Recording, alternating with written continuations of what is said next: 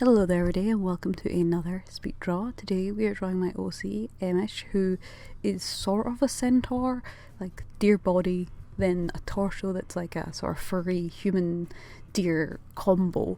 They're a demigod who had their own planet and everything but now doesn't. They're also a double amputee on the upper part of their body from tragic backstory, and yeah, they're a really interesting character. He, she, they go by all pronouns. They are very integral to the main plot of Fenrir. Lith and stuff wouldn't really get anywhere without our help. Also, he has a daughter called Elvira, and she's actually a much more active moving part of the plot. He's quite stationary, one of those places that's sort of a safety zone the characters can go back to when they really need a bit of help. Emish has like a great knowledge of almost everything that's happened on this planet and that's going to happen in the end of the timeline, because they've experienced it a few times now. But every time the timeline does change a little bit, so they've constantly got these books full of information of things that have happened in their home, which is somewhere they lived themselves for a very long time until a wandering demon appears, not with a bigger demon, an elder demon, and from there the story starts moving around a bit, and that elder demon is quite well socially connected, so it kind of brings Emish out into the current world as an active participant instead of exclusively an observer. And that's something I really like as someone who's kind of a passive observer in a lot of things. I don't have a lot going on in my life because of issues like mental and physical health, so most of the time I'm watching other people live theirs and living vicariously through them, which I think is a reasonable thing to do as you're still trying to figure out how to get yourself to points that you can do things you enjoy.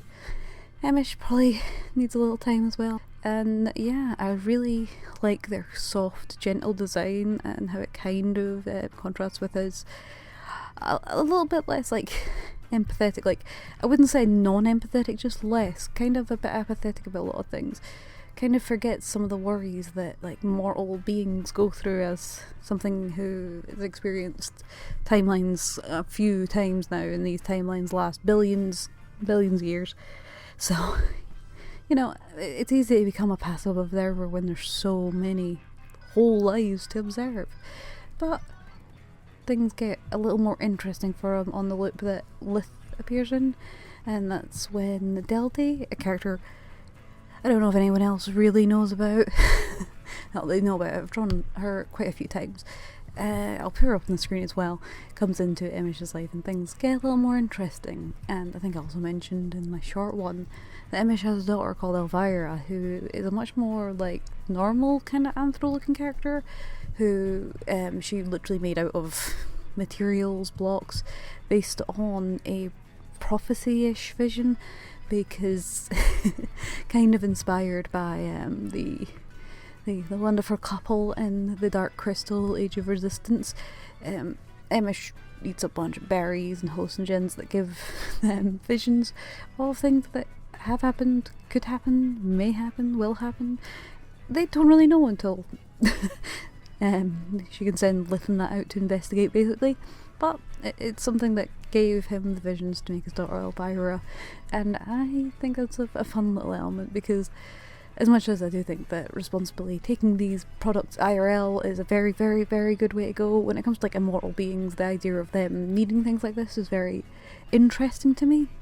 The fact that, you know, humans deal with boredom in this way, how would something that has millions of life years to live do that? You know, keep themselves entertained. Especially when they very much stay out of what the other gods are doing.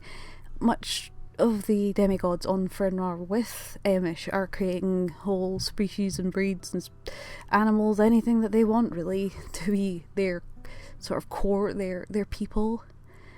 Emish just makes Elvira. They've had some experience with it, and it's not something you need to go forward with, you know. I'm going to stop yammering about them now because I love them so much. But you can see the nice, pretty little woodlandy, not woodland, petally, pink, cute what background I added, just because I thought it suited them and all their little flowers. And that's the whole piece. Let me know what you think in the comments down below, and I will see you guys in the next one. Bye!